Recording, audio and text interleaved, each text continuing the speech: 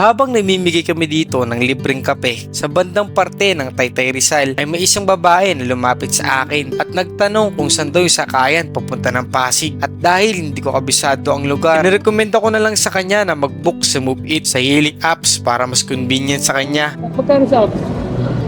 Sa apps mo nasa 132. Magkano? 132. 138 ba? Sige, sagot ko na yung 38. Magkano ka na. Bakit tapos na? Ito yung nagkakape kasi. Hindi ka na makakasay. Tol, magbiyahe ka ba? Magbiyahe ka? Ayan, antayin mo na sa shop. Ayun na, namimigay po kami ng kape. Kaya gusto nyo magkape.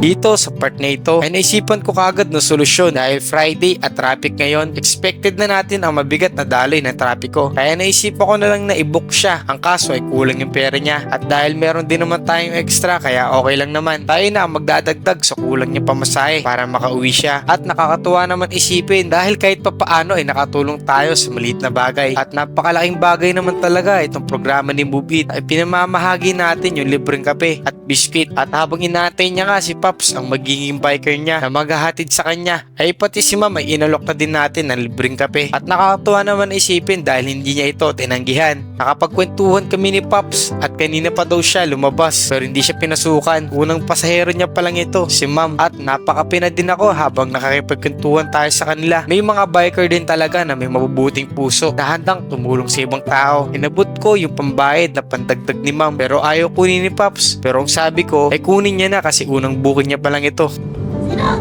Di, ano yan yung bayad niya sa booking? Bayad niya. Bakit? Hindi, okay lang. At nag-alok na din naman ako sa mga biker. Gusto nila ng libreng kape. Kape, libre lang. Libre lang naman. Kanina pa ako. Ha? Kanina pa ako nakaupo. Ba't ka pa nakaupo doon? Bakit? Nabuti nila nagawi ka dito, doon ka lang kanta. Hindi, kakalabas lang po. Kakalabas ko lang. Ng training. Apo, Tapos pauwi ako. ano pangalan mo? Martin. Kayo ba, ano pangalan mo? Kat. Ha? Kat? Kat? Okay lang ba kasama kayo sa vlog namin? Okay lang.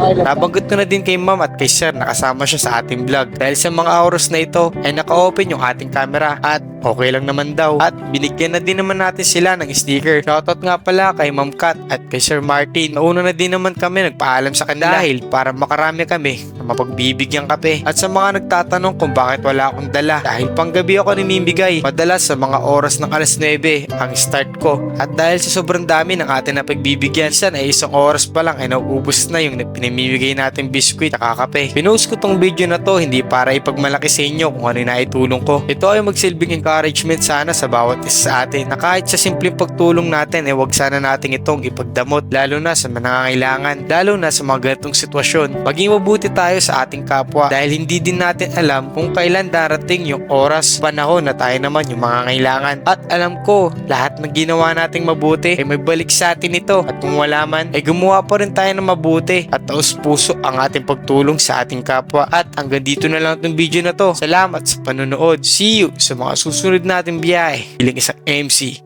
taxi, biker.